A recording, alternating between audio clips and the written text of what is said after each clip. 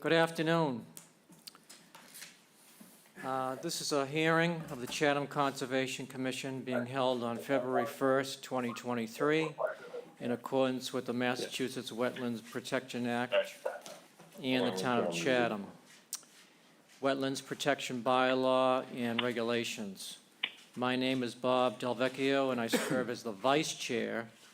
Today I'm filling in as the Chair. Bob Rawls is attending virtually, but is under the weather currently.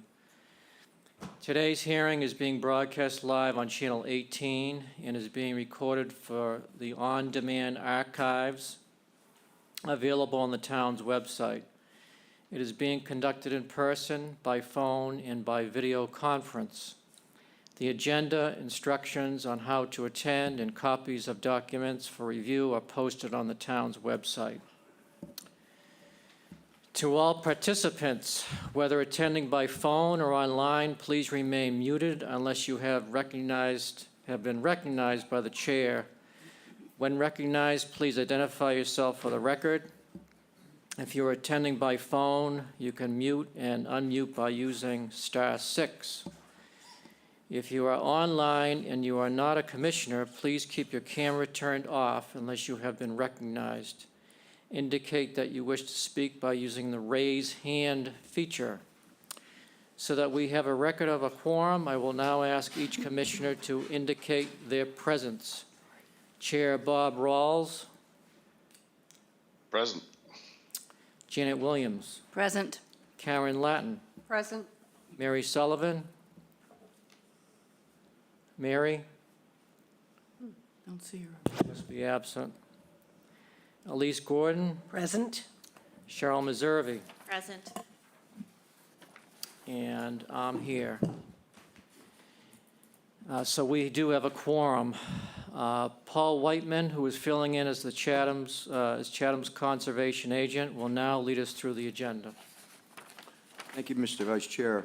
First on the agenda, the following have submitted a request for determination of applicability. The address is 331 Seapine Road. The applicant is Donna H. Gibson, map 12K, parcel 8-HC23. The project is to replace a deck on a cottage in the same footprint using diamond pier footings. Okay, Ms. Gibson, do you want to take the podium, please? Or that's fine, sure. Either way. Hello. I'm here with my husband, Charlie. So we're here for RDA approval. You have to, They're going to get, there it is. yep, you gotta speak into the mic. Sit down, yeah, and speak into the Push the mic. button. You might have to push it on. You have to push it to get to the green light. Whoa. Yeah. And watch those chairs. We look to replace our deck at the cottage. Keeping the exact dimensions and footprint, there will be no expansion. We have 9 grandchildren, 9 years to 4 months. The handrails are unsafe, and the steps and the fir decking are rotting and splintering. The hope is to get this project completed prior to the summer so we can all enjoy it. Our project does lie within the 50 feet of the coastal bank. The builder does plan to use the diamond pier footings. This will limit disturbance to the area, and there will be no machinery. The deck will be built to V-zone codes. A concealed fastening system will be used on the decking with 3/8-inch spacing. That's the plan. Access to the site will be at the cottage driveway with all materials carried in and out this way. So, Okay, thank you. Paul, you had a question on the IDA, did you? No, actually, I helped Mrs. Gibson. Paul, you have to turn your mic on. I helped Ms. Gibson at the counter with her RDA. I don't really have a question about it. She is going to have to go to zoning, however, and she met with Sarah, basically, and I think she's going to need a new plan. She used the old plan, which I thought was sufficient for the RDA, but it's being built in kind in the same location. Everything was previously permitted. The chairman asked me to go through the file and look to see if that was the case, and I did, and I sent out those documents. So this is what it is. It's a replacement of a deck in kind. I don't really have any other comment other than that. Okay. Does anybody else have a question or a concern? Janet? Just a follow-up question, Paul, through the chair, if I could. What did the background information tell you about? When was the cottage and the deck? The cottage was built in the 60s, I believe, before we had a Conservation Commission that was officially reviewing applications. The deck has been replaced a couple of times, if I'm not incorrect, and we had filings for that, RDAs, that were approved back in the, I think, 70s, and then one more in the 80s. I think so, Yeah. or maybe the 90s, actually. Right, so I went over to zoning, and they had their complete file. We had to go back that far. Our files don't go back that far. So everything that is shown on the plan, as far as we can tell, is permitted and has been permitted in the past. Except for the cottage, probably through conservation, because at that time, it was the early mid-60s, and the town, the 310 CMR regulations didn't get adopted till the early 70s. Right. So I'm not even sure that you had to go before conservation back then. So as I understand it, everything that is shown is officially permitted. Okay, great. Thank you. You're welcome. Okay, so we need a new site plan, is that correct? That's up to you, but I mean, in the past with an RDA, she has a plan, nothing's changed, the deck's in the same location. In past practice, at least as far as my time here, was that if it was an RDA and it was a project that was to replace a deck in kind, we just used the old plan, as long as it's an engineered plan. Nothing's changed, so if you want to make the applicant go out and get another plan that's updated and stamped just for a deck, I guess that's up to you guys, but for purposes of this, Sure. I thought that was sufficient. Having said that, she will have to get Yeah. a plan updated for zoning.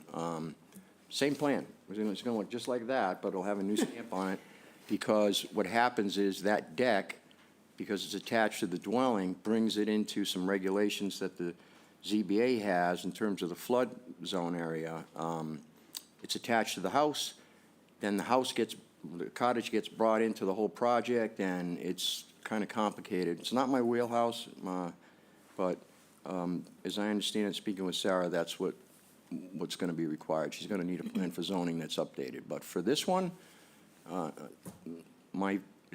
it's up to you. You make the decisions, but it seems to me it's a replacement in kind, and the deck, the plan's accurate, so, Sure. yeah. Does anybody have any problem with this I have a this question. particular plan? Is it, well, yeah, no, I think the plan is, the deck is exactly going to replace exactly in the where it is. If it were coastal, I might want to know about whether the delineation of the coastal bank has changed, but that seems unlikely. What I think, though, is that going forward, if this structure is going to need any other changes, it would behoove the Conservation Division to have a plan from 2023 rather than 2013 to look at. So is there some way we can condition the RDA to say, submit the updated plan to be part of the file so that we have it? Through the chair, you can, I think, Janet, you and I discussed this in the past, you can condition an RDA. We checked with DEP on that, too. So you could require her to, if you approve this today, as a condition before she can go forward, she has to submit an updated stamped engineered plan. Okay, that's good. Okay. I have a quick question. Go ahead, Karen. On the general notes, it says there's planting mitigation plan that's going to be submitted prior to construction. Should we have that now, before we move forward, or how does that work? Yeah, I mean, when I was out visiting the site, I noticed that you could use some plantings around the base of the deck just to control erosion after the new deck is installed. So it would be helpful to have mitigation plants around the area. So if you could come up with a list, and maybe the agent could approve it, that would be reasonable in my view. I agree. That would be fine. I just didn't know with an RDA, if we could say something like that, that it had to be approved prior to, by the agent. You can. When I first reviewed it, because it was a deck in kind, I don't think we discussed We did not mitigation. discuss mitigation, no. Yeah, but, so where's this coming up from? Through the chair, if I could. Go Yeah, ahead, Jan. The plan that we have that's up there is dated August 2013. Correct. And it has construction notes and other notes. That's where this is coming from. So this was a plan for an earlier project that was done in 2013, and it refers to mitigation plan shall be submitted to approval. So what was this for? Well, we did renovation on the upper house. Uh-huh. Oh, on And the that- upper And house. that's what that's all Ah, involved in, yeah. okay. Well, and then That sort of it just explains happens that. that the cottage and the deck happen to have been surveyed and put on the plan at Right, the same time. right. Okay, that's where it's coming from. I am in the queue to get a new site plan done as of a few days ago. So, There is a queue, I believe it. So yeah, we there- can, that's why, yeah. so we can condition the RDAs so that we have a new site plan and some mitigation, a mitigation list of plantings, and maybe where they would be located around the new deck. How do we decide the scope of mitigation? Well, that's up to Paul. If we decide on approving it, if you locate just the plants around the deck, and maybe Paul could give you some input on that as to what would be reasonable for that area. I'd be happy to go out there and take a look and come up with a list and Okay, talk to you about it, I and can then do bring that. it back to the commission after it's done. okay. Okay, so,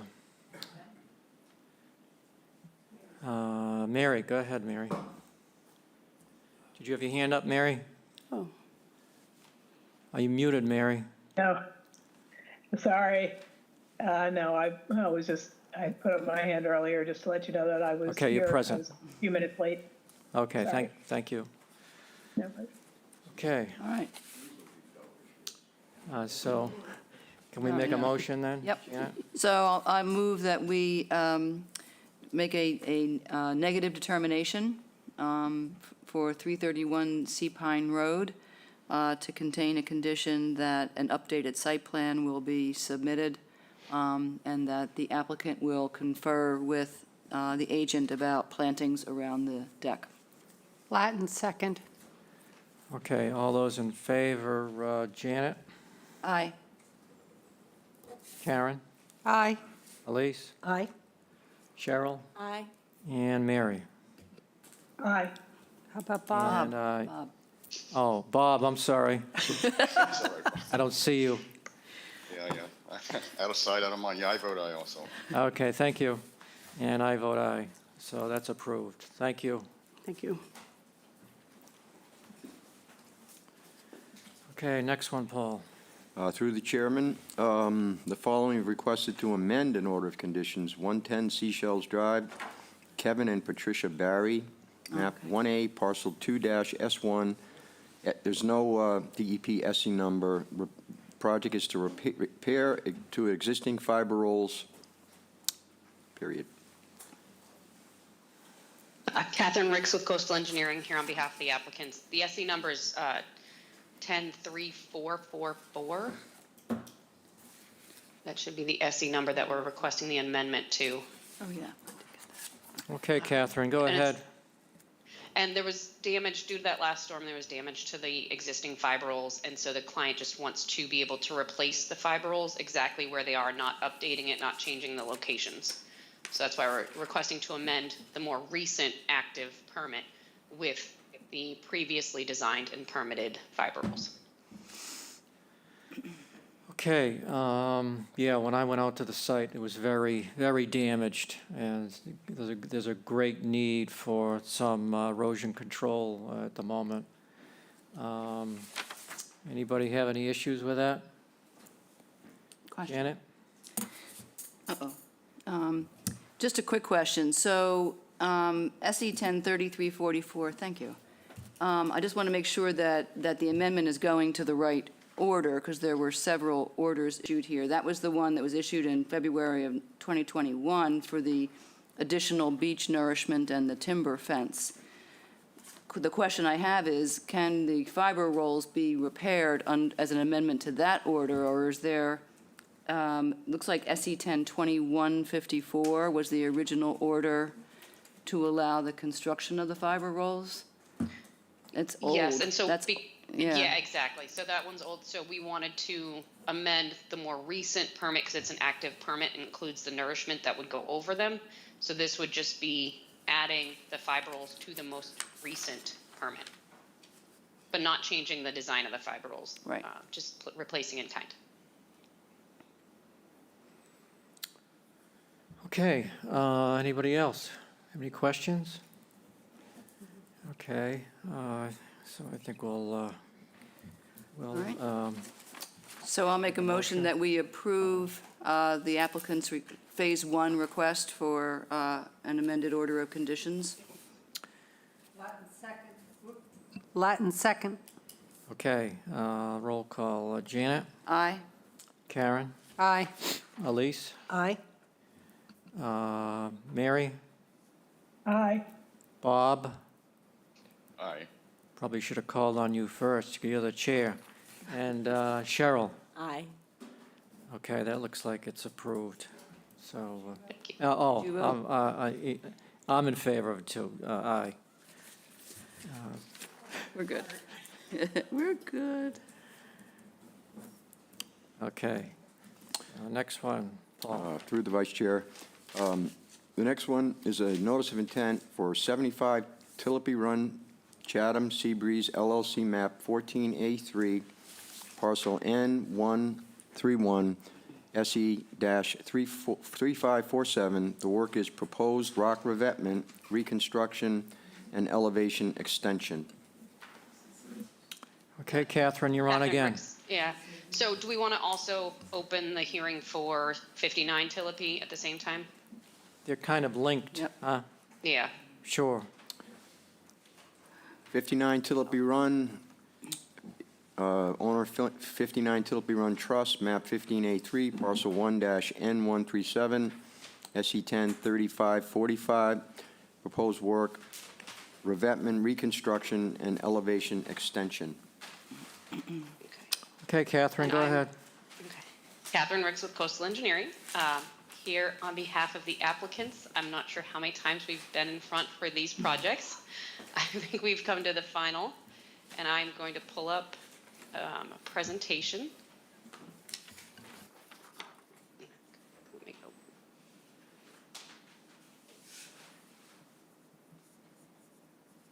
Okay. Oh, fully up. One sec. Okay. So for 59 and 75 Tilapy Run, we have the revetment going up slightly in height, and then the armor flex on 75, and then the transition from armor flex to the higher revetment on 59 Tilapy. And this one shows, this was the new proposed plan that we sent in with the transition from armor flex and the lower revetment to the upper revetment that is approved on 27 Tilapy.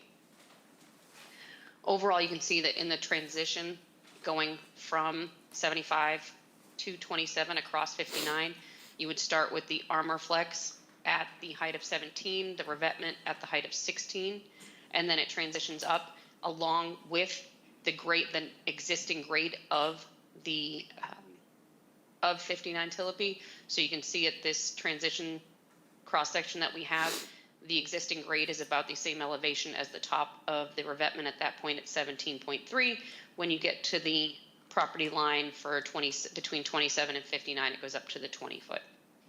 And then this is a rendering showing you what it would look like if you're looking kind of from 27 Tillapiat on the water across 59 towards 75. And you can see it's a very slight gradual drop from the 20 across and for the revetment, and then it goes to the armor flex towards the side of 75. And here's just a view from another angle where you can see the armor flex it'll go planted, so it'll look slightly different than this, but this is what we have for our rendering abilities right now. And this is just looking at 59. And then Katrine is on, and she can address more of what the restoration plans are, but WED has done the restoration for 59 and for 75.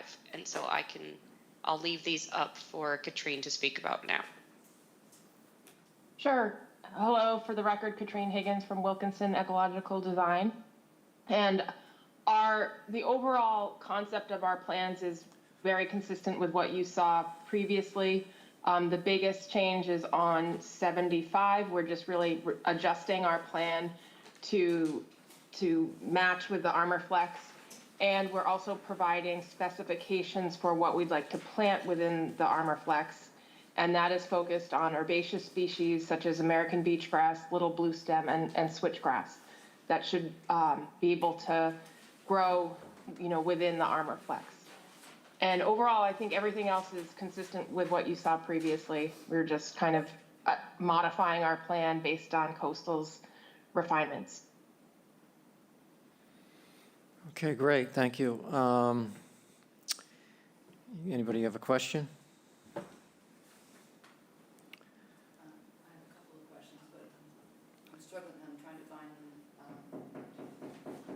I'm trying to find the updated restoration plan.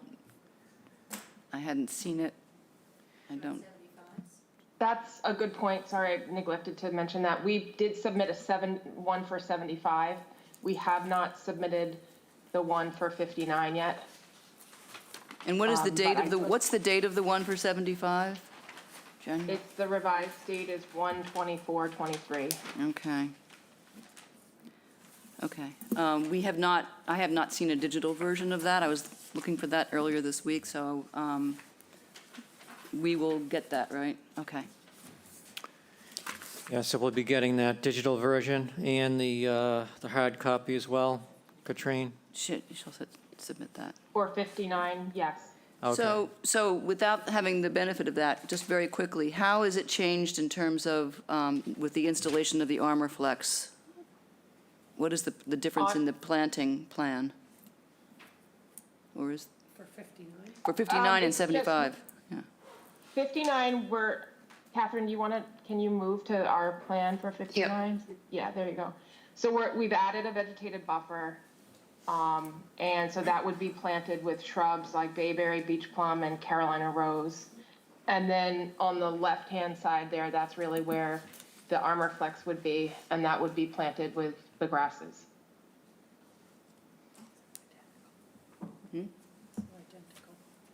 Okay, so the same across. Okay.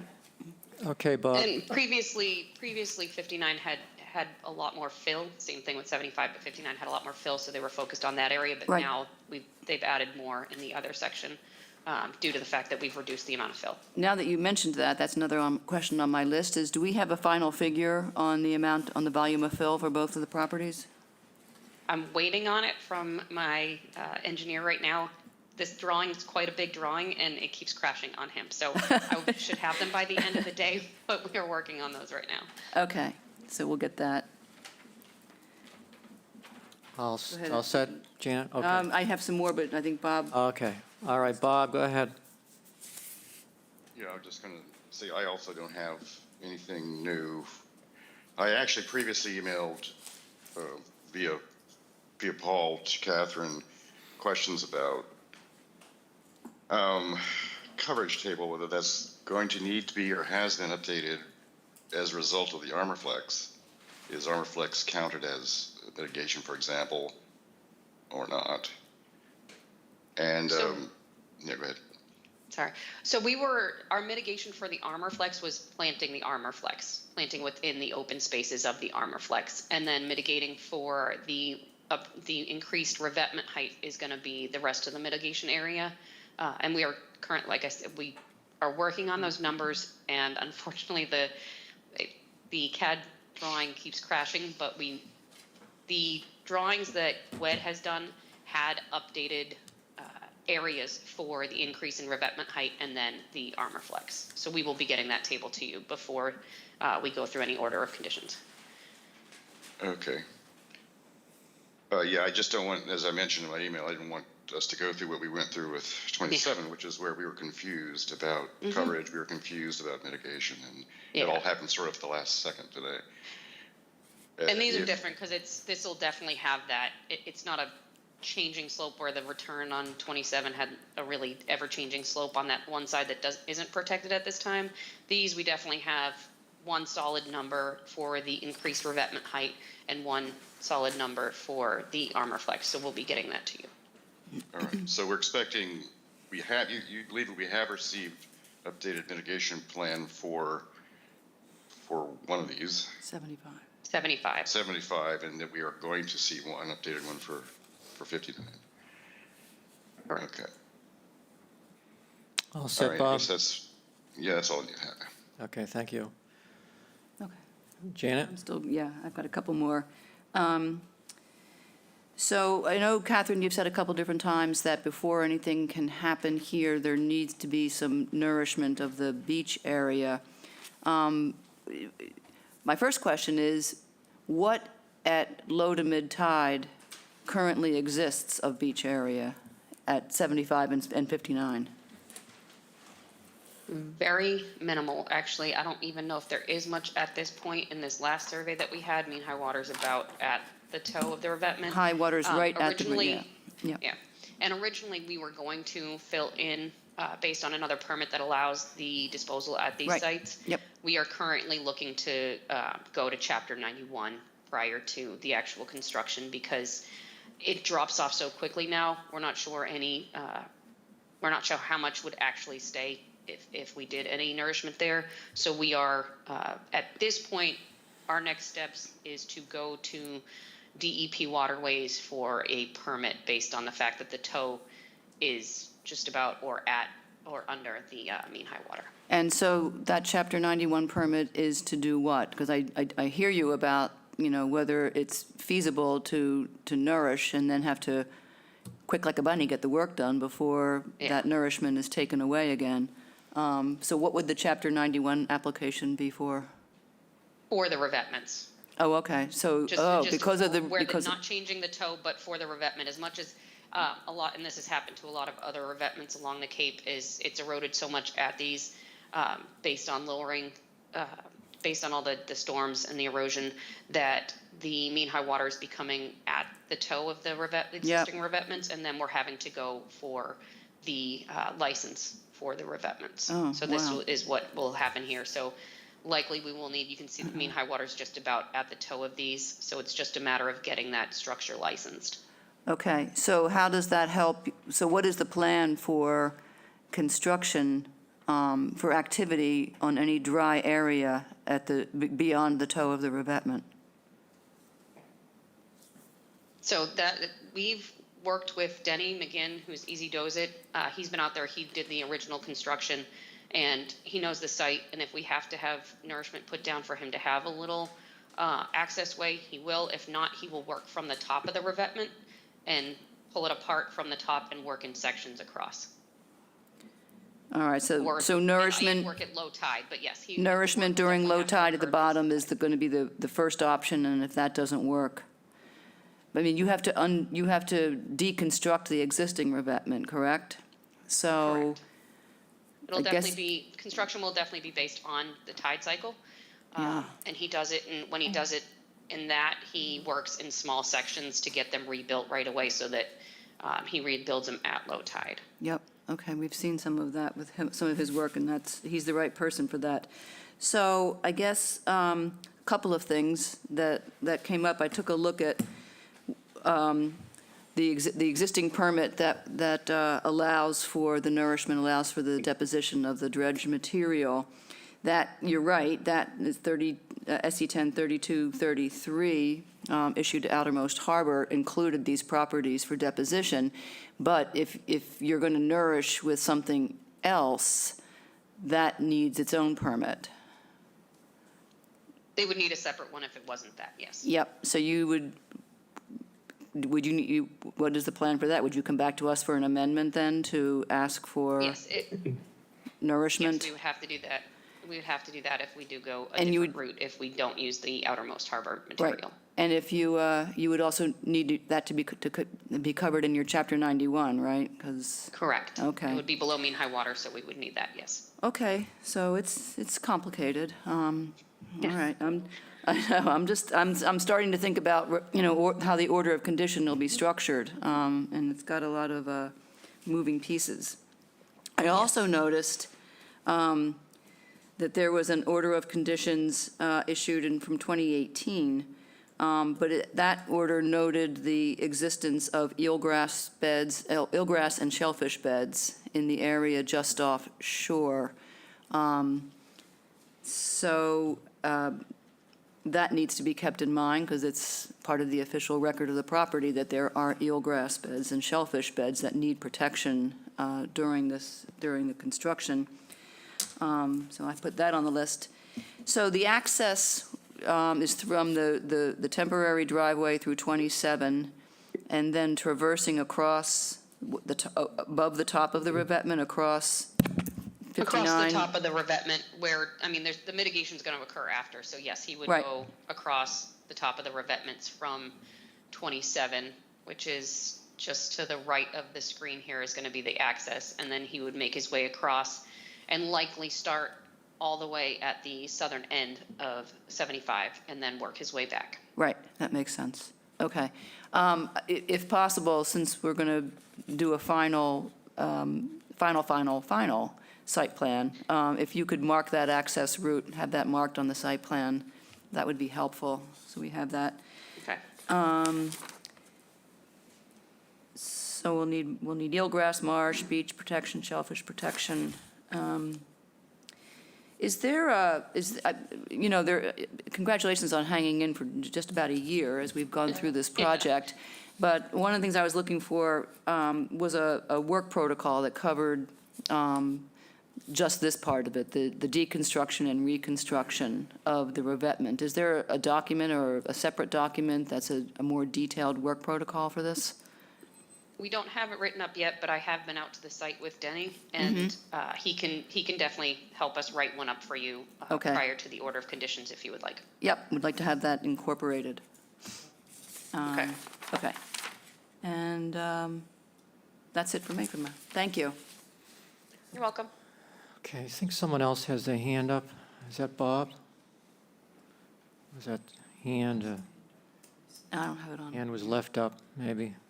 It's an old hand. Okay. It's It hard. looks like it's from Bob. Actually, I can't tell when my hand is still raised. So it's interesting to be on the other side of the interface here. So you can see what that does. Okay, anybody have any other questions or concerns? I just have a question here. On the plan,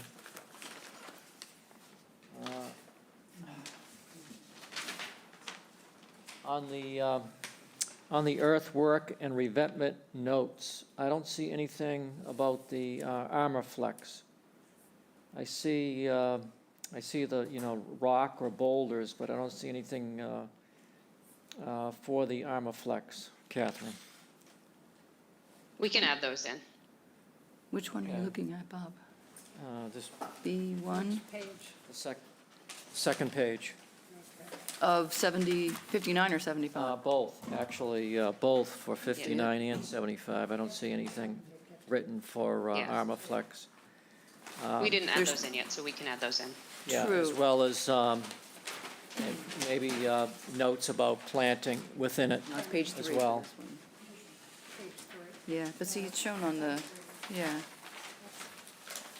It's-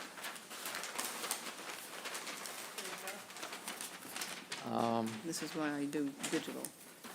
Okay, aside from Oh, some it's this- figures, can we take this to a work? Well, do we- I think that since Bob and I have not yet had a chance to look at the restoration plan and 59 is not yet submitted, just in case we have any questions on those when we get to look at it, I'd like to schedule the hearing before we go to the work session so that we can close everything up. I think I'd also like to give everybody on the commission a chance to chime in with any suggested findings or special conditions that people want to see in the order, so that when we get to the work session, it's basically done. So my suggestion would be hang on. Yeah, well, the restoration should not be a problem, right? Is that ready to go on 59, Katrine? You're muted, but I think I just saw you say Sorry, yes. yeah. Okay. I know that the work protocol is not yet ready, but we might have the fill figures by next week if possible. If not, I guess, we can always condition the order that stuff has to be submitted before the pre-construction hearing. And updated coverage tables. What's that? Okay, We can get the updated coverage tables in today. Okay, so most of that stuff will be here before next week. We'll be able to at least cross those off the list and get ready to get organized for the work session. Okay, so we have room for next week, Paul? Yeah. Okay. All right, so with that, I'll make a motion that we continue 75 Tulipy Run and 59 Tulipy Run to February the 8th. Latin second. Okay, roll call vote. Janet? Aye. Karen? Aye. Elise? Aye. Mary? Aye. Cheryl? Aye. Bob? Aye. And myself, aye. Thank you. Thank you. Thank you. Okay, Paul, next one?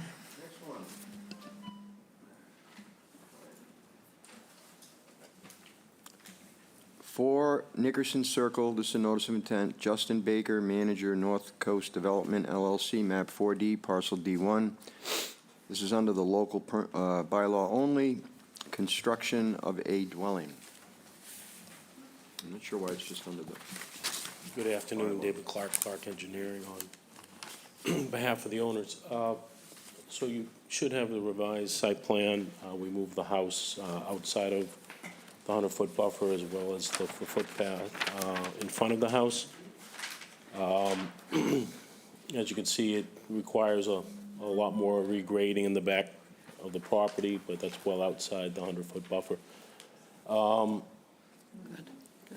I did receive revised restoration plan from Phil Cheney this morning, but I had trouble printing it out. But basically, it's not a mitigation plan anymore, it's just restoration. He is proposing to remove some invasives along the southerly property line and replace that with native plantings, but I will get that plan to you in the morning.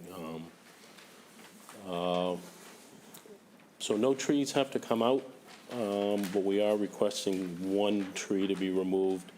If you see along the driveway, along the right side where we have the note existing gravel drive, that arrow is actually passing through a tree. It doesn't have to come out for this project, but sewer will be available within the next, I think, 5 or 6 years. They're putting the pump station in right now, less than 600 feet away from this property.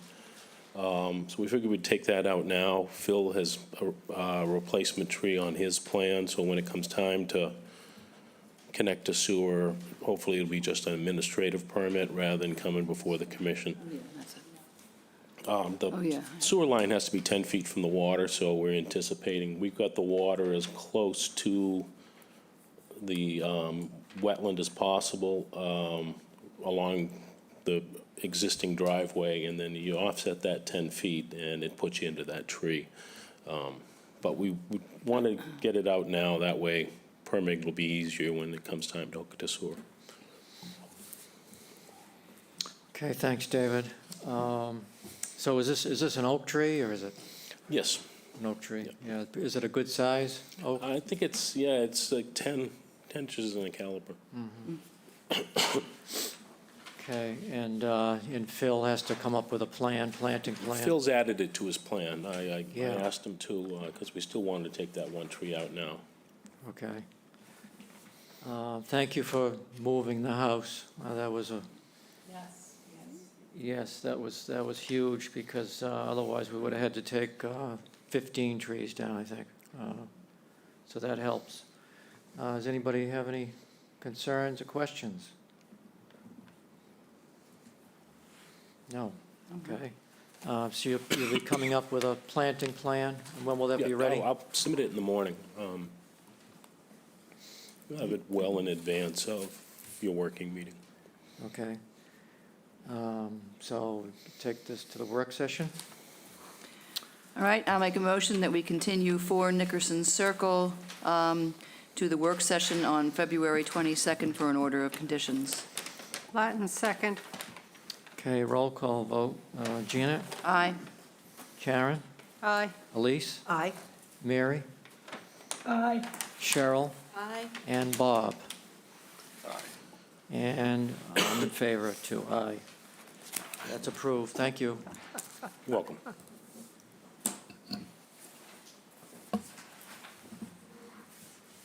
Paul?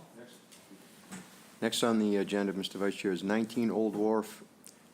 Owners are 19 Old Wharf Nominee Trust. Michael Ford Esquire is the trustee.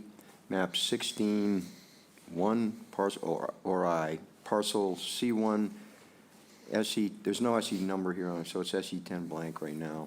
I can look it up while we're talking and see if they've issued it. The work is construction of a swimming pool and utility/garden area. Okay, David, you're up again, I guess. David Clark, Clark Engineering on behalf of the trust. I believe somebody is here from Dan Gordon Architect, Landscape Architects, to talk about the restoration plan and the details of the hardscape. So if you've been out to the site, obviously, there's a house underway. The house was originally permitted, and it had to go to Zoning Board of Appeals for a variance for the size of it. That wasn't successful, so what the owners did was acquire another piece of land to the north, so they could not have to go to the Zoning Board of Appeals to build the house that they wanted to build. That also afforded the opportunity to put in a swimming pool that fits the house design better than what was proposed before.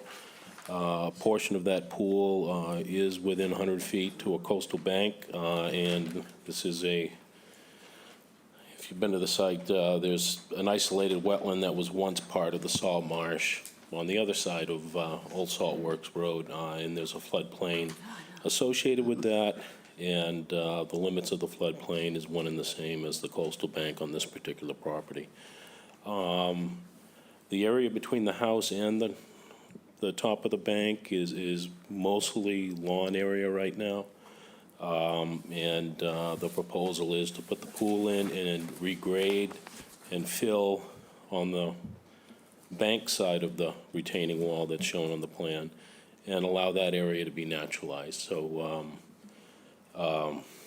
at the end of the day, what's lawn now will now become meadow and be maintained as meadow.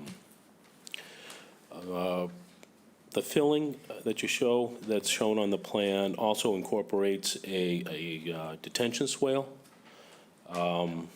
This is to interrupt any stormwater that runs off that slope adjacent to the pool retaining wall and capture it before it can migrate down to the bank. Second aspect of the project is the applicants are looking for a little garden area that includes a shed, and it's also a place to put a generator and some pool equipment, and that's located within the buffer to the same coastal bank. Project doesn't require any zoning relief, and obviously no Board of Health review, in that we're not adding any bedrooms because of this. So No other review is required.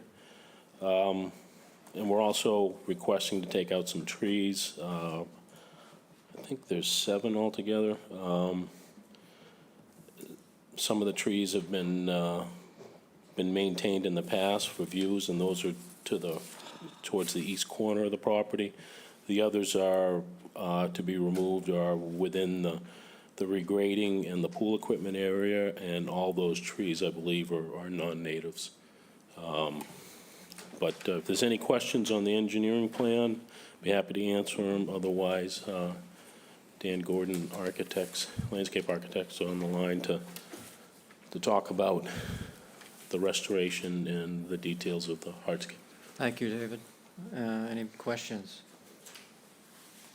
from the commission right now? Yeah, let's wait. We're going to wait. Okay, why don't we hear from the landscape architect, please? Thank you. My name's Dan Gordon, landscape architect.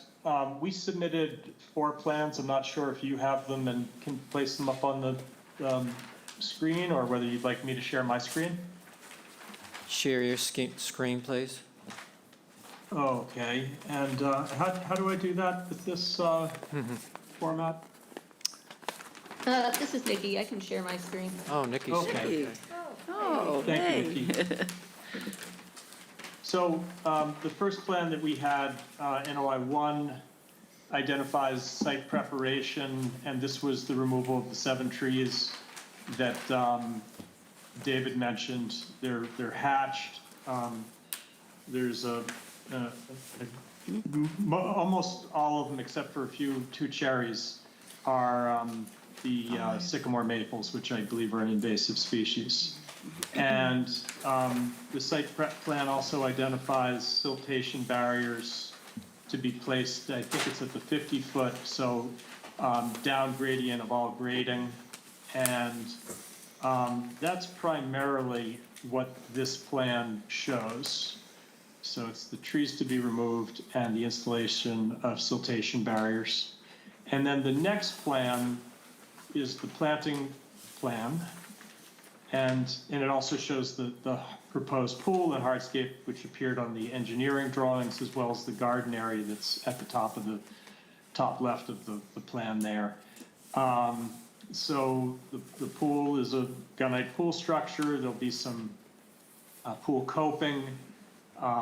There's pavers set in around the pool area, and inside the wall there's actually a synthetic turf, but the paving all in that area is permeable paving, and the turf area is also permeable. David described the grading outside of the 50-foot buffer with the interception swale to mitigate runoff. You also see planting at the garden and along Old Wharf, which includes eastern red cedar, winterberry, and Virginia rose. And there's a plant list at the bottom which identifies the plant materials, size, quantity, and you could zoom in on that for further detail. The entirety of the regraded area and the current lawn area would be either reseeded or amended to and maintained as a meadow. So that's all of the stippled areas. That's the landscape plan. There are 2 other sheets that focus in on details. There are details for the garden fencing and some hardscape details that are on the next 2 sheets.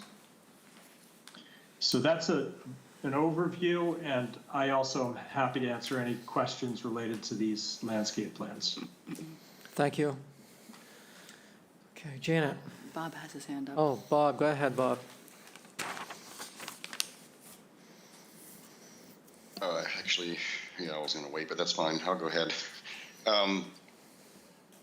Just in no particular order, I noticed that on the site plan for the area that's in between the pool and the resource area, that similar circular area, there's a note saying artificial grass or artificial turf or something like that.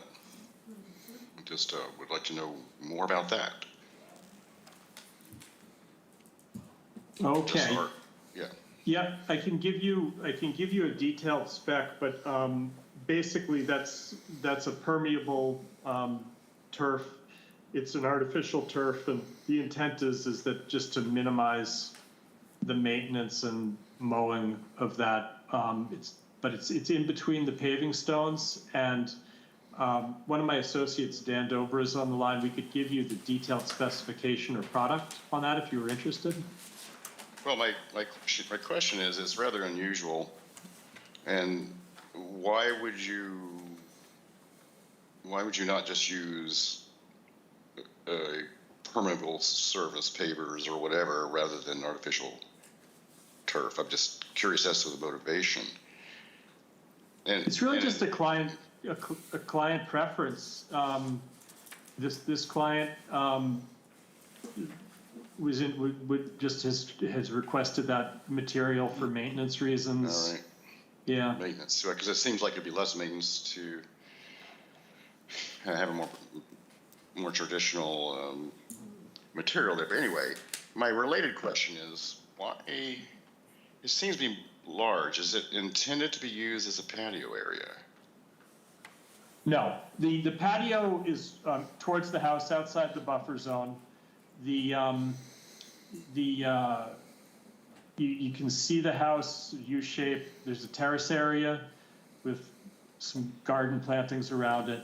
It steps down to the pool area as it steps down the grade. Everything below that between at the wall between the house and the pool, where it steps down, all of that is, as I said, it's a pavers, so with open joints, permeable paving, with this turf. And there's a lap pool, and then it steps down to the semicircular wall, and that is also a lawn area. It's not intended to be used for a terrace area. So you step down, and we could blow up just that pool area. I think it'll be a little easier to see how it shapes up. Yeah, steps here, and then there's steps here too, so it's like a... Yeah, so area. there's the house, there's 3 steps down from the elevation of the house, two steps, so it's about a foot from the house area down to the pool area. And then there's another 2 or 3 steps on the outside edge or the right side of the pool on either end. There's steps that step down to that lawn area that has a lawn and flush wall, and then it just drops off to the meadow. And the only intent there was to just provide a demarcation, a separation between this meadow area and the area around the pool. all right, is there the semicircular wall, is that going to be, how far above the artificial turf is that raised? That's flush with the artificial turf, and it steps down to the meadow. So the meadow can grow up right up to the top of the wall, and then just, that's it. Huh. So, but what is this functional use? So I'm having a hard time understanding why it exists in your plan, especially since it is a significant part of what is encroaching into our resource area. Again, it's just to provide an area, a little bit of area around the pool that's something other than the meadow, so that the meadow doesn't come right up to the edge of the pool. How could you know offhand what the distance is between the pool and the furthest extent of that semicircular area? The furthest extent is, I think this pool is, I don't have the number right with me. Dan Dover, if you can help with a number. My guess is that the pool is about 12 feet wide, so that would put it about 15 feet at the deepest part of the bow. Yeah, it's 16. 16 feet at the deepest part, at the center of the bow. Oh, the pool is 16. So that make it 20. Yeah. 20 feet at the deepest part of the bow. 20 feet from the pool to the deepest part of the bow, is that what you're saying? Yes, that's correct. Okay. Well, I don't know, I just keep stumbling over this. I don't understand why it has to be that voluminous. it doesn't seem to serve any real purpose. If it were smaller, we'd have less encroachment, and I'm not sure that it would harm the applicant's use of the property. So anyway, that's the thing that I kept wondering about. One thing that I kept wondering about. Moving on to, since I happen to be talking. I think we could, I think that's flexible. We could pull that back a bit. The only, the intent here was really just to create a little bit of area between the pool and the meadow, which is going to be more. I could see having a little bit of area, but I think this doesn't fit within the definition of a little bit of area, 20 feet. At least not to me. Yeah, so as I said, we can work with that and pull it back. All right, good. I appreciate it. As you mentioned, over in the, since we're in this area here, actually, I'm sort of losing my train of thought. I'm not doing the best today. Over in the garden area, as you mentioned, there's a bunch of sycamores coming out, sycamore maples, which, as you noted, are listed by Massachusetts as invasive species. And unfortunately, some of them are very, very large. I appreciate the fact you listed DBH, total DBH. In terms of tree replacement, you have talked about adding 14 cedars, and which are native. I would like to see a little more diversity in the trees. Cedars are all well and good, but that's a bit of a monoculture. Anyway, that was the other thing that struck me, is that why are they all the same? Some oaks would be always good, are always welcome. They provide habitat and food for a variety of species, and they're always the go-to tree as far as I'm concerned. Good. Yeah, we can add some diversity with oaks. Okay. And just while I'm still talking, down slope of the pool, between the pool and the wetland, there's a big ceramic pipe in the ground. I don't know if you've noticed it. And I hope it's not being used for anything, but you should take a look at it. And I assume it doesn't serve a purpose and it should come out. I'm guessing maybe it was used at one point for, other purposes, not good purposes, ecologically speaking, but it seems like a good opportunity to take it out. And there's also metal pipe down there. It could be a water pipe. I'm not sure what it is. And this is actually in the BVW, or? It's about halfway. Yeah, it's about halfway between the pool area and the wetland. Okay. Well, I'll look into that and we'll I have a identify picture. it. I have Yeah. pictures of it if you can't find it. We can identify that to be decommissioned on the plants. Okay. All right. So for the moment, I'm going to stop talking. Thank you, Bob. Thanks, Bob. Anybody else? Janet? I'll pick up on a couple of things that Bob mentioned. Thank you, David, for the background on the changes in the plan from what had originally been presented at ZBA, because at that point in time, everything was behind the 100-foot line. Yes. So now we have the pool because of the acquisition of the bit of land on the side. But that said, I still think that given the originally proposed patio and the enlarged patio and the enlarged pool, and I will note that I would like to see dimensions on the plan of the pool and these patio areas, that when you put it all together, it's too much and needs to be scaled back. I understand, I get the inclination when you got the extra land that you can now enlarge everything to the scale that was, I guess, the original vision, but it does extend too far into our area. And I would also question the placement of the pool equipment, garden, generator, and shed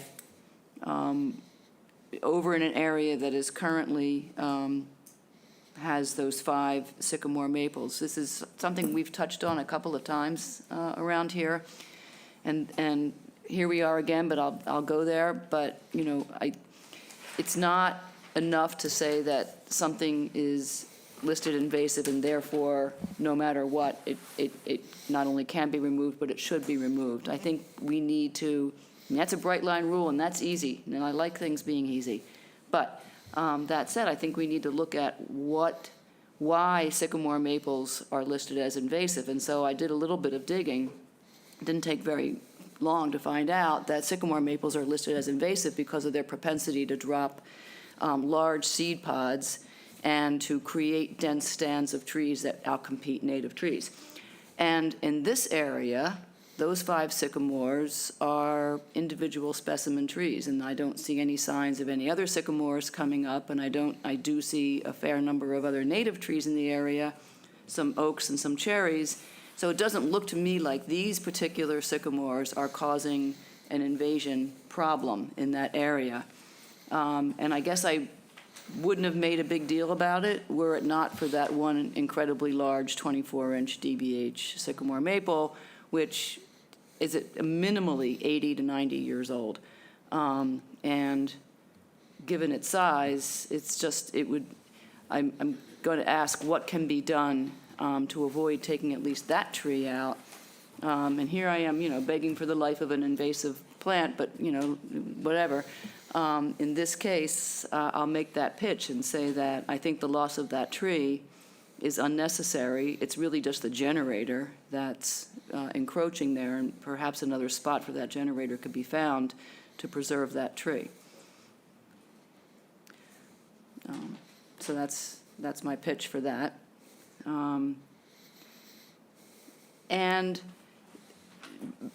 So this retaining wall, I heard described as flush with the proposed artificial turf. And the regrading that's going to be happening, what is the height of the retaining wall on the other side, on the outside? 4 feet. Just shy of 4 feet. Okay. Given that, and given what is now showing as the new proposed slope of that area, which is pretty steep, it just would strike me as that's kind of a hazard to have something that's flush that just drops 4 feet and then to a very steep slope. But I think if you're going to go back and have a conversation about shrinking some of this and doing a bit of redesign of that work, you might want to think about making that wall a little bit safer on the pool side of it. Well, that's not a conservation I issue. know it's not, but I just, whatever. So the meadow was going to cover that slope? Is that what's Yes. going to be planted there? Yeah. So they're basically giving up the land area from the wall to the top of bank as yard space. Right. So is it going to be meadow all the way down to the top of the bank, or is there? It is now, so. So it's grassy. It's not really native meadow. It's a kind of yeah. So, but it will be part of this restoration plan that it's planted and it natives all the way down. Yes, that's what so the stippling goes beyond the 50-foot. Beyond the 50-foot line, all the way. Yeah. I'm looking at your plan, not that one. Okay. That's fine. That's good. Maples, okay. That's it for me. Thank you, Janet. Elise? I have a question on the artificial turf. Can you tell me what that's made of? Is that plastic, or what is that made of? You bet. It's a plastic. It is. We can get you the spec on that, the actual product. Is it advertised as permeable, or is it, Yes, okay, so it's like a football field? yes. Okay. Thank you. Thanks, Elise. Cheryl, you have anything? No. Okay, I had some of the same concerns that my colleagues had. The patio, the pool patio in that bow area is too big, and that should be pulled back. The maple, I think we can save the large maple, at least. There are some understory maples growing under it that possibly could be removed, but I'd like to save at least the large maple. It seems like it has nice form, seems like it's a healthy specimen. Is there any pool fence? No. No pool fence. Just an auto cover? Yes. Okay. And the the paved area next to the pool, that's pervious as well, correct? Yes. And is there any additional drainage to that area? No, No. there's none required in that the artificial turf is permeable, and the areas around the shed and the garden area will be permeable. We are providing subsurface drainage for the upper patio that's outside your jurisdiction. That's all going to be linked to subsurface drainage along with the gutters and downspouts of the dwelling. Okay, and the pool equipment, the generator, the shed, I think I'd like to see that pulled away as far as you can from our, our resource area. I think it's encroaching a little bit too far into it at this point.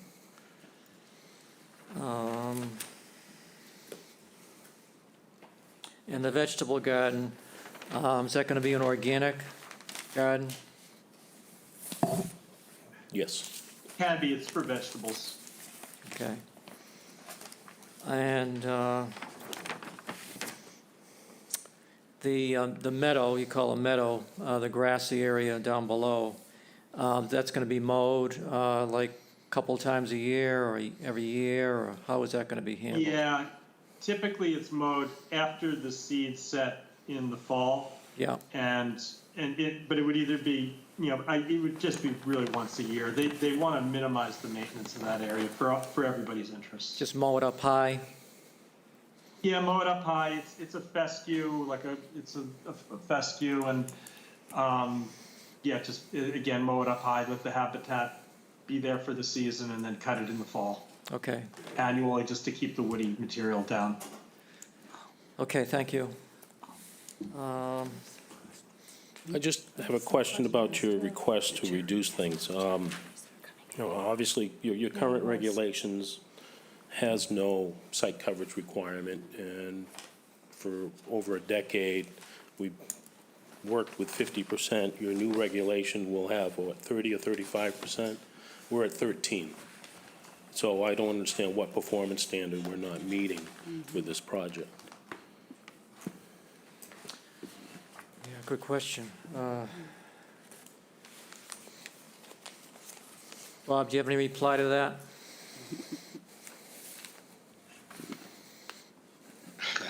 Thanks, Bob.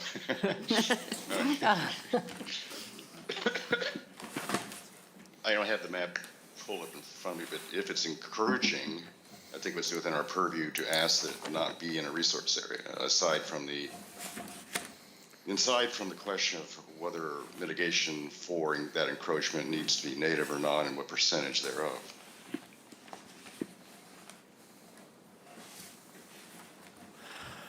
Okay. Yeah. Fine. Karen, go ahead. It looks like there's a retaining wall going around the generator equipment, Yes. at least part of it, and then there's no wall around the rest of the garden part and the shed? Correct. We needed a wall to the east of the shed to limit the amount of regrading or filling, keep it as far away from the 50-foot line as possible. I have to say, I agree with Bob. I'd really love to see that whole area moved further out of our resource areas. I mean, I don't know if it can be placed on the other side of the pool. I also think the pool, if you cut that back a bit, and I don't know what the dimensions are, so I can't speak to how big it is, although it looks very large, that would have less in our resource area. And then as far as the trees being removed, everything says there are 8, but you all have been saying today 7. So I'm just curious which is correct, and also why the cherry trees are being removed. They look to be at least one is pretty far away from, I think, everything, but I don't know. It's hard to say.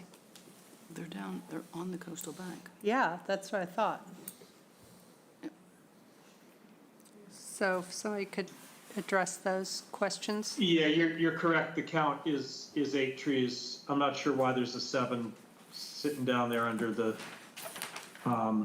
underneath the species. Okay. And there are 2 small cherries that are located, I thought they're small, but, and I believe those are down lower on the property. So that's correct. But why are they being removed? Again, it was the client had requested that, it was for views primarily. Well, I mean, there's no, I mean, I think they've got an awful lot of view, so, I mean, I have a problem with that. Okay. Just my opinion.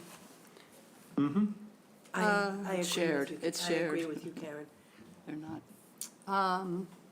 And then really it was, can we get that garden and all that other stuff moved somehow so it's less in our area? Again, I too agree, I'd like to see the big retaining wall cut back. I'm not really excited about this astroturf, this artificial turf, not astroturf, artificial turf going in there. I just don't like to hear artificial things going into our, with 100 feet. But that's also just my opinion. Thank you, Karen. Okay, anybody else? No? David? So we're asking for a few things. Yep, so, given that your next public hearing is next week, you'd want everything tomorrow. I guess we'll have to move to the first meeting in March.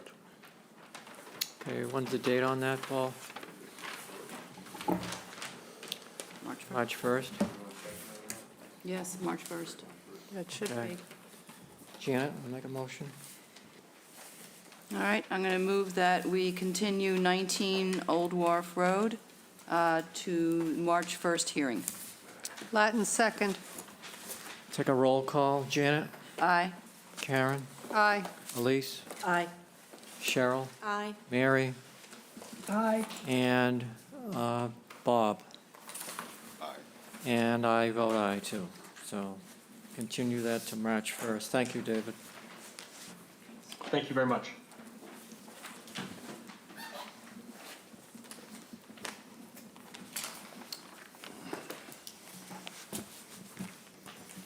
Okay, go ahead, Paul. Thank you, Mr. Chairman. Next on the agenda is notice of intent, 977 Orleans Road, the Martha J.F. Meir Revocable Trust, Martha J.F. Meir, trustee, map 101, parcel 11A-9. There is no SE number yet issued on this. Installation of a Title V sewage disposal system is the project. Good afternoon, David Clark, Clark Engineering on behalf of the Myers family. The Myers have owned this property since the early 60s, several parcels from 28 all the way to Stillwater Pond. This property pretty much has all the resources you could possibly imagine on a property here in Chatham. We have a floodplain associated with Riders Cove that wraps around the property and goes all the way to Stillwater and Lover's Lake and then back out to Frostfish Creek. On the west side of the property, we have the Herring Run, which is a river under the Rivers Act. Associated with the Herring Run is a BVW. A portion of that is on this property. And because of the regrading that was done when the house was first built, we now have a coastal bank on the property as well as a coastal bank on the opposite side of Route 28 along Riders Cove. Existing house on the property, it's served by a Title V system that's in failure. So the proposal is to upgrade to the, what's called maximum feasible compliance. We show a new septic tank and pump chamber down next to the garage on the lower level, and then we'll pump the effluent up to a new leach field located in the northeast corner of the property. That location is the furthest away from most all the resource areas, in that we're outside the buffer of the BVW. We are, well, that's the only one we meet the setback from. We are within the riverfront area still. We show the one trench is right on the 200-foot line from Herring Run. The other trench is outside it. And we're also within 50 feet of the top of the bank. We went to the Board of Health on Monday for the variances for this project, and the Board of Health granted them. Really, there's no other place to put the leach field on this property.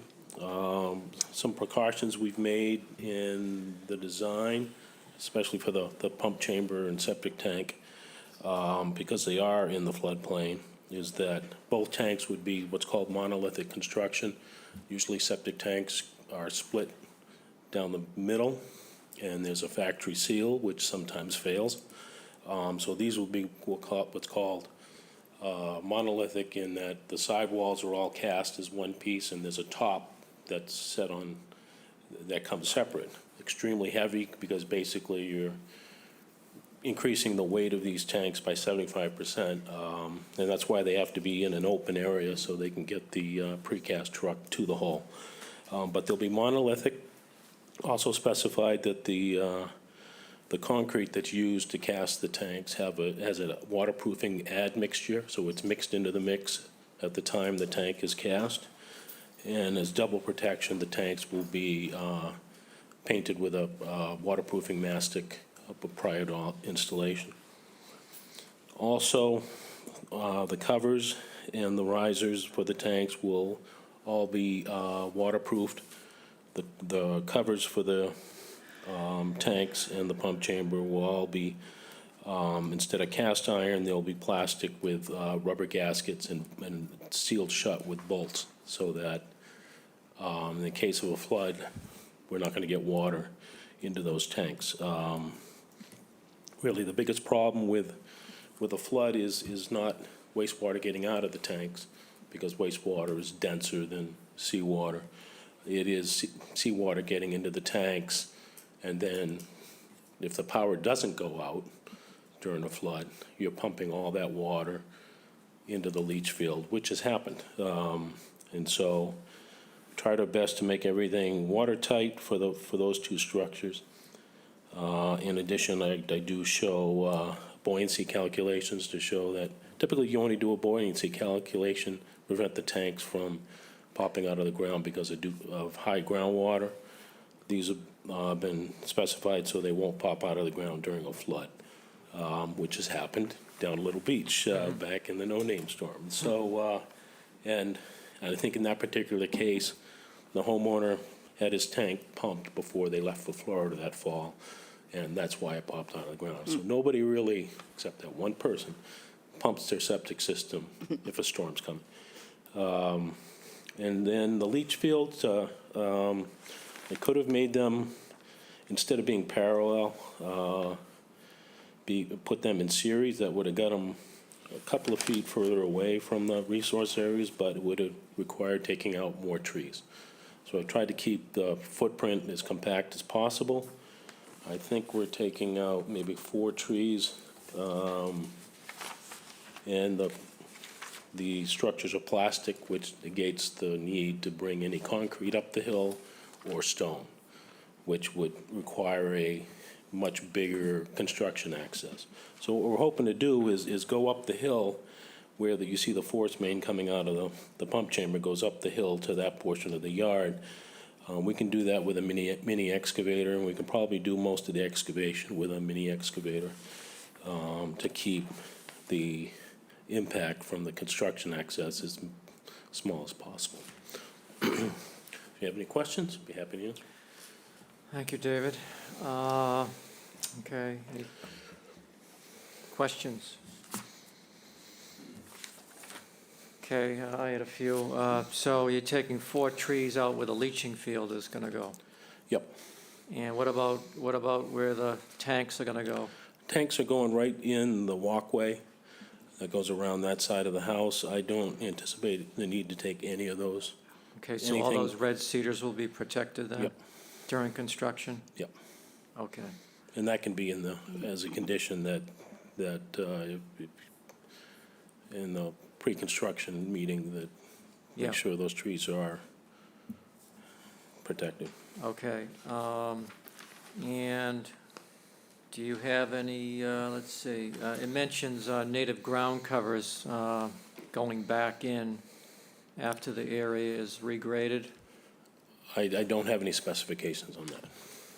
Okay. It did have it in the application though, correct? I think I just I think it stated that the area would be restored with natives, I think is what I said, but I could be wrong.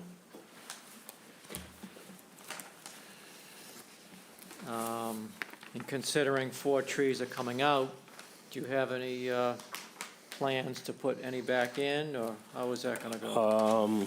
We didn't have any plans to put any back in, but if that's the direction we should be going in, I will discuss it with the owners. Okay. Anybody else had any concerns? If we had like a, oh, Bob, go ahead, Bob, sorry about that. Yeah, it's okay, Bob. I'm just echoing what you said. It just seems like there ought to be some sort of compensation for 4 trees, one of which I think is pretty large. I don't know exactly where you put them, but that's for the applicant to determine. Yeah, and the native ground covers, how do you expect to restore the area after it's all,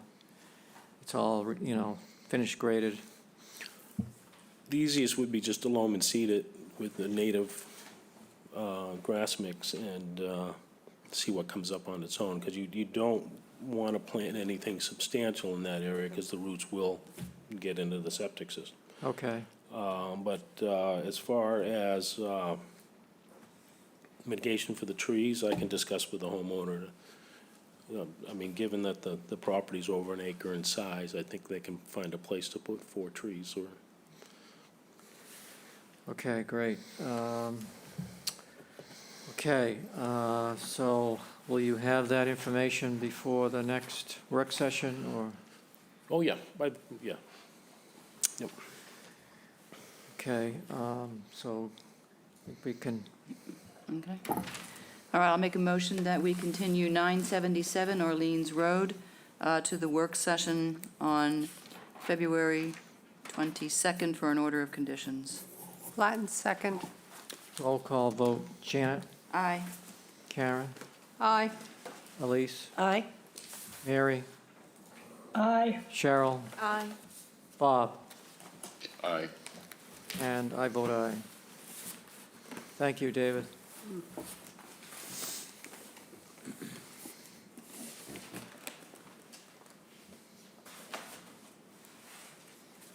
Okay, Paul. Next on the agenda, Mr. Chairman, 23 Wood Carver Knolls, Sydney Realty Trust, Julie Moore, trustee, map 11D, parcel 4A. There's no SE number issued yet. Project reconstruction of a driveway and construction of a building addition, period. Hello.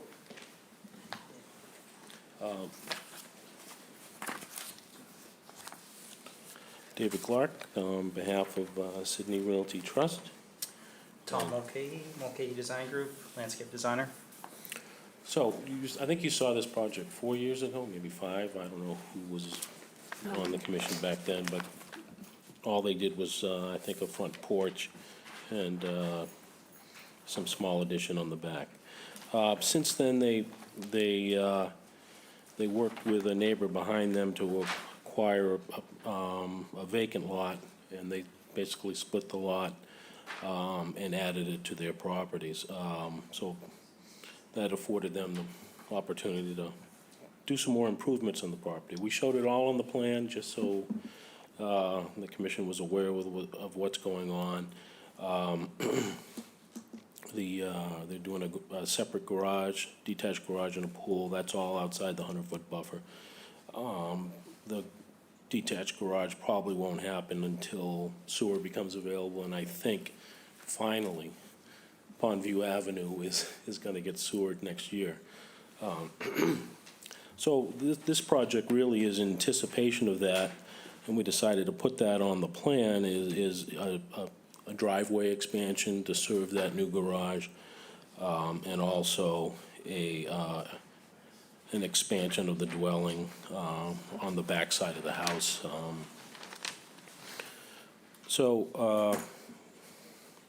Again, the additions on the back side of the house, it's far away.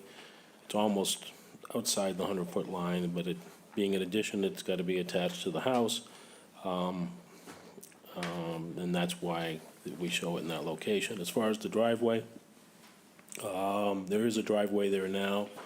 So really, the only expansion is the turning area, that's the hammerhead, so cars can back out of the garage, turn around, and then head up Woodcarver Knoll. We show a trench drain right at the property line to capture all the runoff from the new driveway, and that will be directed towards a new leach pit, subsurface infiltration. That's it in a nutshell. As far as the resource areas, this is within the watershed of Oyster Pond, so there is a salt marsh wetland area to the south of this that extends off of Oyster Pond, and you'll see at the very bottom of the page is the floodplain contour associated with Oyster Pond. And then that landform is steeper than 4 to 1, so we have a top of bank that's just on the other side of the street. Be happy to answer any questions on the engineering plan. Okay, thank you. Anybody have any concerns? Karen? No, I think my concerns are more with landscaping than. Being knocked. I think my concerns are more with the landscaping plan than the site plan. So I'd kind of like to hear that first. Okay. Okay, please, thank you. So the proposed plan results in an increase of 337 square feet of impervious area. The property was previously degraded with the initial construction of the house, and all proposed work is within previously disturbed areas. We are proposing 1,270 square feet of native mitigation plantings with 279 native plants. This is roughly more than a 3-to-1 ratio of restoration. The foundation plantings consist of non-native and non-invasive plantings. Existing lawn areas to remain and proposed lawn areas will be replaced with native drought-tolerant microclover fescue. If you have any questions, I'm happy to answer it. Thank you. Okay, Karen, your shot. Okay, can you first, it seems that some of the area that you're putting mitigation into already has, it looks like some grasses, and I'm not sure what else. Is that staying? Are you taking everything out and replanting? Yeah, so the plant bed that follows Woodcarver Knoll it's a sloped plant bed Right. on the road there. Yeah. And currently it consists of ornamental perennials, non-natives, daffodils, spirea, Russian sage, of the sort. So the plan proposes to remove those non-natives and replace it with mitigation plantings. Were those mitigation for the previous time when work was done?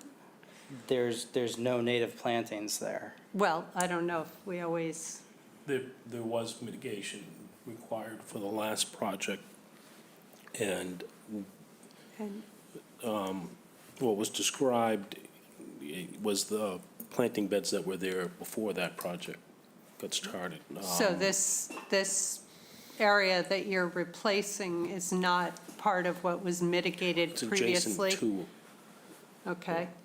I'm a bit concerned about the number of non-native, non-invasive plants that are scheduled to go in the resource area.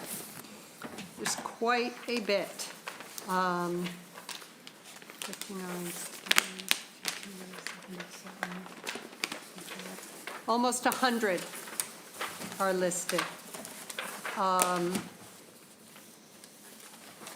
Why so much non-native, non-invasive plants in a resource area, which is significantly higher percentage than we usually allow?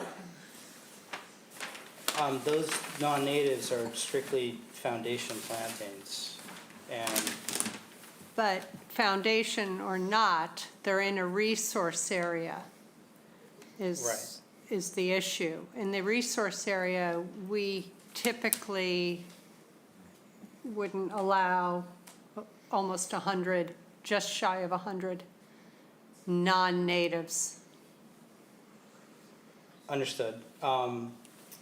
Feel that we surpass the required mitigation for the plan.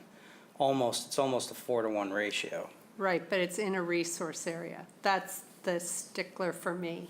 I'm just saying, and maybe nobody else has an issue with that. Then in your conservation plan notes, you say in number 5, irrigation system will be installed for all proposed plantings in lawn areas as directed by Conservation Commission. We don't allow irrigation. Right, I mean, usually there's temporary irrigation. Okay. That's what I'm referring to. It's temporary? Yeah. You need to add that word. Okay. Because we do not. Well, that's why I per the direction of the commission. And the native drought tolerant seed mix is to be Black Beauty or Player's Best Micro Clover seed mix. I don't know those. Usually we just say Cape Cod mix. Yeah, the micro clover is typical. Okay. And 8, again, you have the word irrigated as directed by us. Right. So that's easy. Yeah, I think those need to be Temporary. fixed, and I really would like to see less non-native plantings. I think it behooves them in the resource area to bring that number down, in my opinion.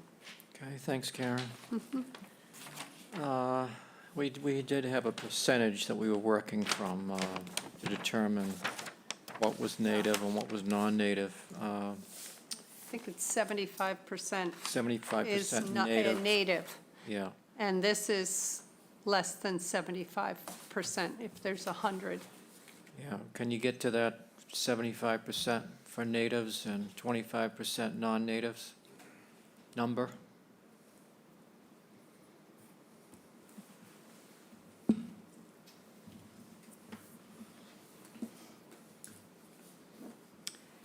Can I ask a clarifying? Go ahead, Janet. Can I just ask a clarifying question? What is shown on the plan is all proposed landscaping, or how much of this is existing? Proposed landscaping. Because there's a lot of hydrangeas and the usual kinds of non-natives. Are they coming out and being replaced with what's proposed here? There's 5 existing hydrangeas along the Yep. front facade. Yep. Those are remaining. That's the only thing that's currently there that's remaining? Everything else will Yeah, come everything out? else is ornamental, non-natives. But they're being replaced largely by other ornamental non-natives. Right. Yeah. But all the mitigation plantings, are along Woodcarver Road, the property line, and that's 1,270 square feet of mitigation plantings. I hear you. Bob, go ahead. Yeah, I'll pile on. The number 1,000, whatever it was of mitigation, where does that exist? It's not in the, I couldn't find it in the narrative. I'm not sure I saw it in the planting plan, but maybe I just missed it. Where can I see that number?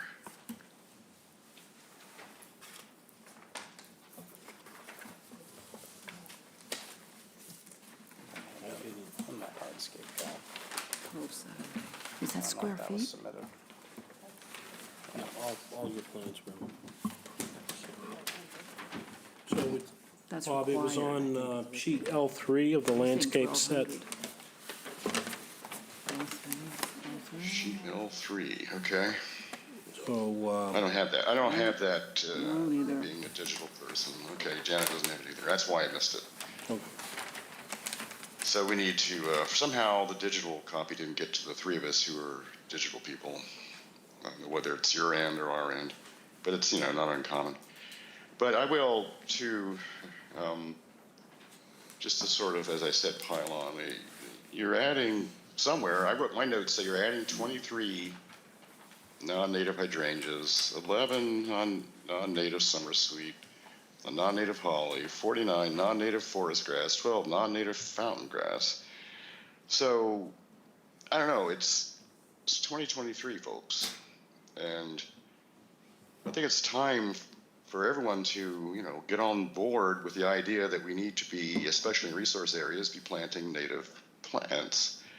I know that it is considered a God-given right here in Chatham to have your hydrangeas, and I get that.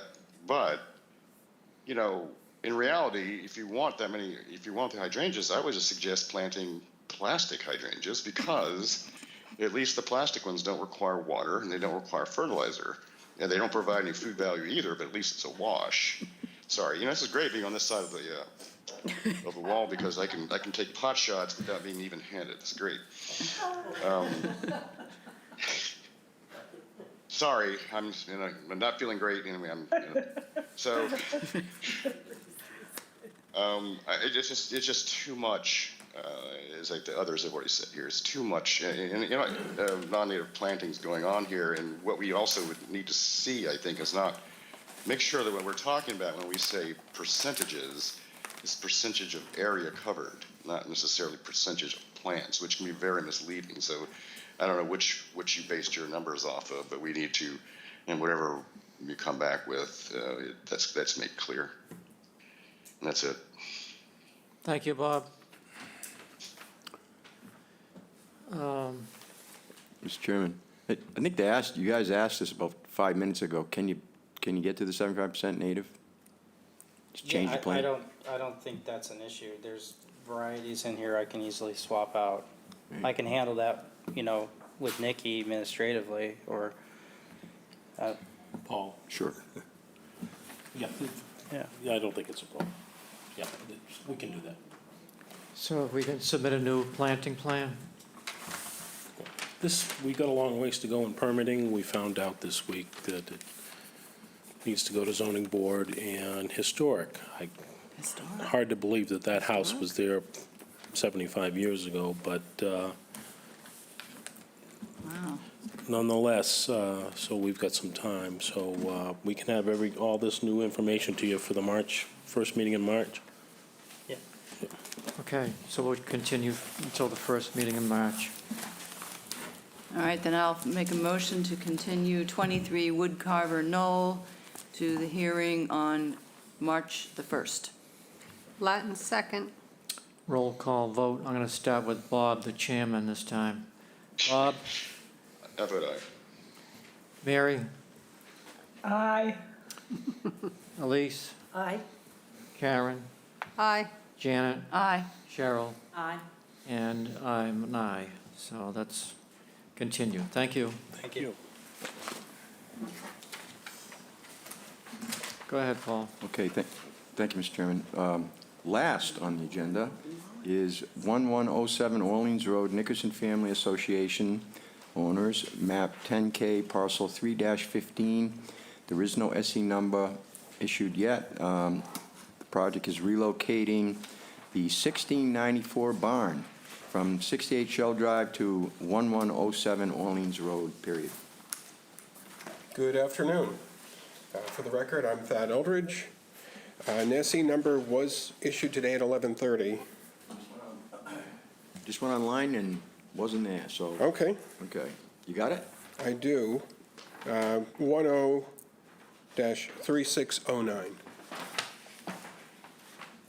Thank you, Thad. And I can hand that to you at the end. Okay, thank you. So, Sometimes they can go up on the net, you just get it. You get it, yeah. so we have a developed site. We have a more recent house. We have an older house, the old Caleb Nickerson house. There's a stone parking area out here. The resource areas, we have the wetland that surrounds the property, which is an intermittent stream with isolated vegetated wetland around it. That one really changes in elevation. If you go up to Power Lane, it's more than 10 feet. We have a swamp elevation of about 17 feet, and when you get out to the Riders Cove end, you're down at 5 feet. So it's an atypical wetland for the town. There's an isolated vegetated wetland in the northeast corner of Locust. That's really caused by the runoff from Route 28, and there's not much of a depression there. So the goal here is the Nickerson Family Association has acquired the barn from 68 Shell Drive. They were able to preserve the house there, but the rest of it was going.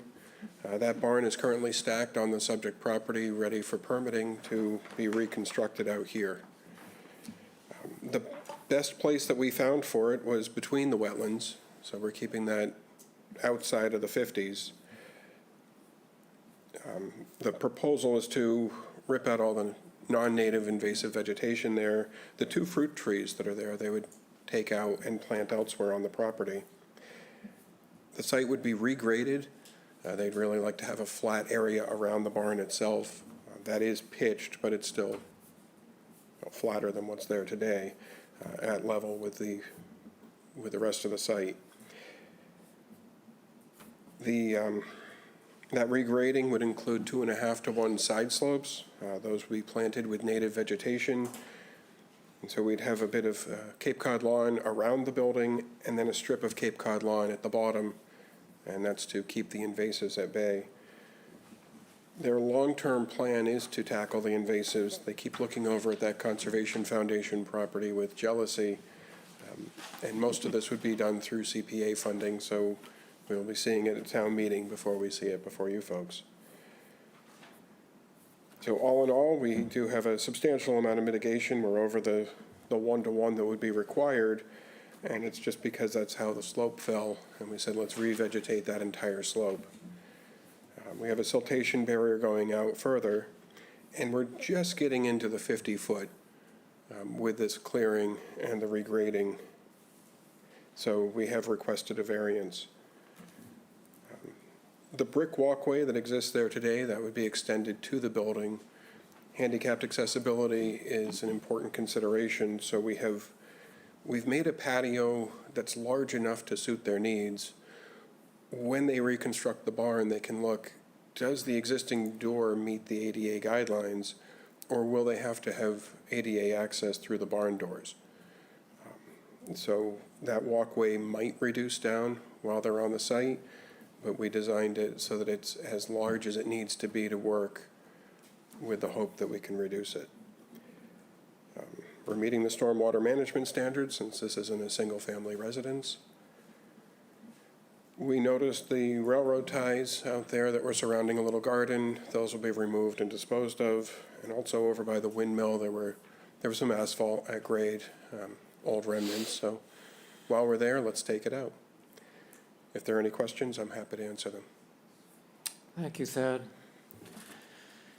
I guess I'll begin. I was wondering if the existing shed was permitted.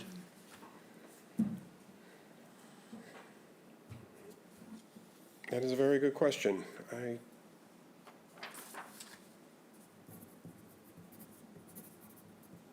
We can certainly look into that one. Okay. And I had a question about the drainage from the shed as well. The large brick area, brick walkway before the barn, is that pervious? Yes, it would be pervious, but we also have everything collecting into a catch basin with a second basin with a leach pit, meeting the stormwater management standards. So even if that silts up and becomes impervious, we're still treating and discharging the stormwater runoff. Okay. And does the barn have an additional entrance, or is it just the front entrance? That's a good question. I believe it's just the front entrance at the moment.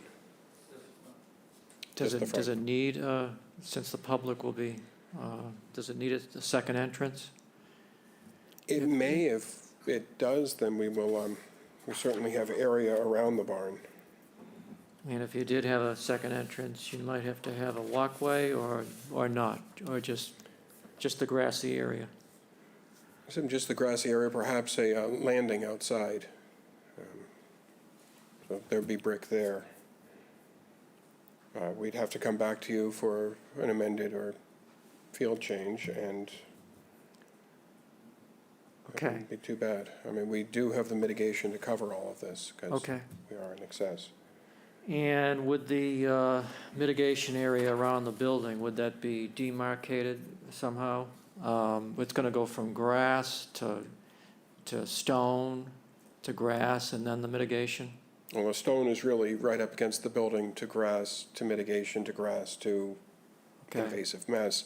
We can certainly put in Some kind of something edging that, material which you know, would and- help, keep Yes. the grass from growing into the mitigation area as well. Maybe some steel edging or something like that. And then I had a concern about the invasives. I know you have that mow strip on the outside of the invasives. If we had a condition that that the invasives were sheared back, yearly, that wouldn't be a problem, correct? Correct. I think we're looking more at twice a year. Twice a year to shear Just the to invasives get out there back? in the spring, and then at some point during the summer when they're really growing, Yeah, they should be cut back at some okay, point. that'd be wonderful. Okay, those are the questions I had, thank you. Anybody else? I have a quick question. Gina? So is there a separate mitigation plan, a narrative, or is it just everything that is on the site plan? Everything that's on the site plan. Okay, so the reference is in the coverage table to 1,130 square feet, is that? Yes, it is. And that's the area where the planting is going around the barn. Does that include the grass area and the mow strip area? No, it does not. It just is just the planting area? Correct. The mow strip and the grass around the building are included in the landscaping portion of the table, and the larger table. I see. Okay. Okay. And then we have a planting list with quite a few natives, 2 oak trees, because we know how Hang on, let me important those find it. are. Oh, there it is. Okay, yep. There's a lot on this plan, as always. Yeah, I see that. Beach plums. They all look good. Beach plum, pepperbush, buttonberry, winterberry, shadwood. Who's going to be doing that work? I'm not sure. All right, but it'll get approved by the agent before the Absolutely. reconstruction. Okay. Okay, thank you. Okay, thanks, Gina. Bob, did you have anything?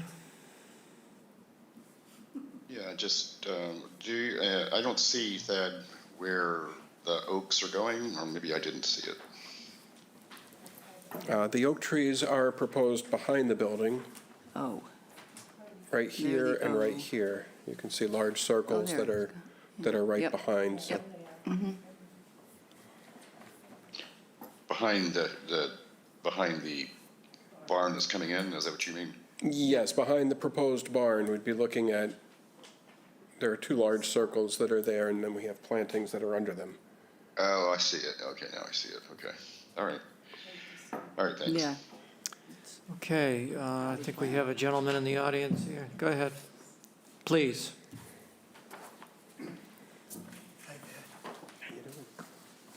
Hi, good afternoon. Good afternoon. Tom Von der Linden.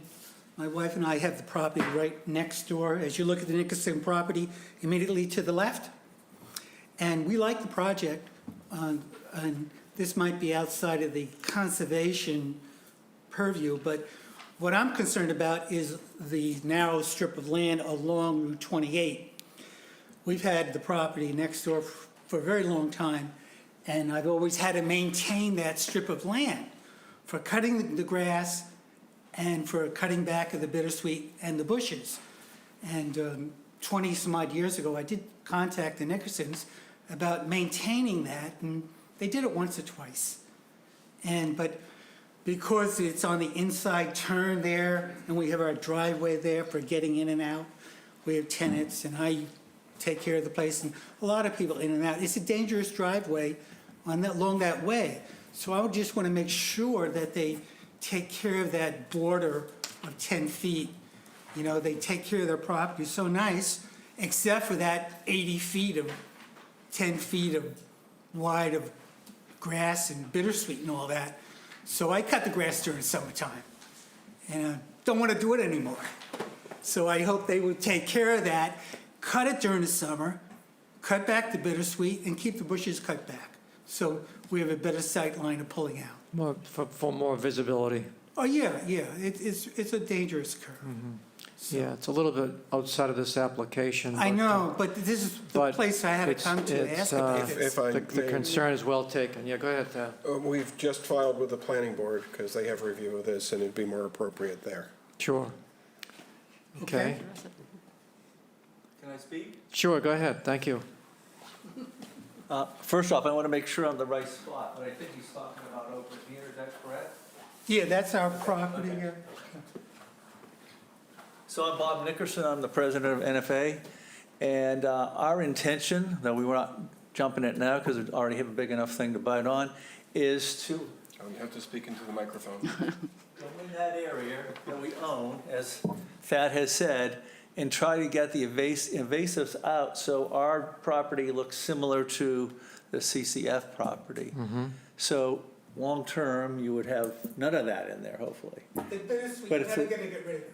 And honestly, I didn't know this, you came, I mean, I've been only on the board for about 5 years, but I'm glad you brought that up. It's a good question, though.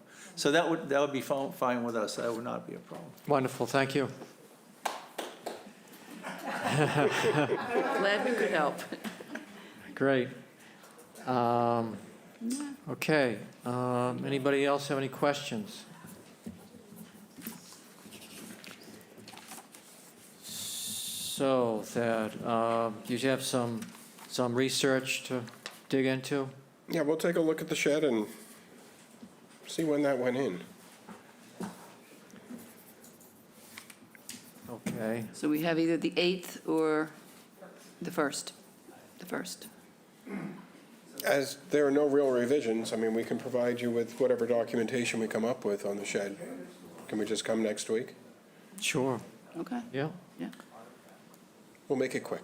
Okay. okay, thank you. Thank you. All right, with that, I will make a motion to continue 1107 Orleans Road to February the 8th. Latin second. Roll call vote. Bob? Aye. Bob, did you hear me? He said aye. He said, Oh, He did. He Okay. kind of croaked it. Oh, aye again, yep. okay, okay. Janet, Aye. Karen, Aye. Elise, aye. Mary, Aye. Cheryl, Aye. and I vote aye. Thank you. All right, thank you.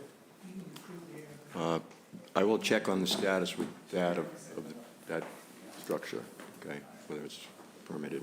Okay. Oh, thank you. Oh, thank you, Paul. Okay, any unforeseen business? Hey, it's Nikki. I just wanted to give you guys an update on my status. I'm gonna work from home every day for, I'm gonna do kind of like half days, 5 hours or so, because mornings are a little rough and then I get pretty tired by the end of the day. So I'm gonna do like a 10 to 2 type shift. So you can get a hold of me either by phone or email. And then, so we're gonna do that for a few weeks, and hopefully, I had a big improvement last week, so hopefully I keep improving and I can get back into the office and back to normal. And I plan on doing the meetings from now on, Paul, so I don't think you need to come to them unless you want to. But I'll probably still be virtual. No, I don't. I will check with Nikki and see what field work she needs done between now. We'll work it out. I just found out today, 10 minutes before the meeting, what was going on. So, Nikki, I'll check with you, and we can figure it all out together and get the job covered. Sounds good. Thank you. Glad to hear you're doing better, Nikki. Me too. Yes. Yeah, I bet. It's very good to hear you. It's good. Yeah, it's good to hear you, and glad you're recovering, Nikki. Wonderful news. Okay, any other business? Hearing none, I'll move to adjourn. Latin second. Okay, a roll call vote. Janet? Aye. Karen? Aye. Elise? Aye. Mary? Aye. Bob? Aye, and you did a great job, Bob. Oh, You can have thank the you, job, in Bob. fact. You can have it. Not as good as you, though. Cheryl? Aye. And I vote aye. Thank you. Thank you.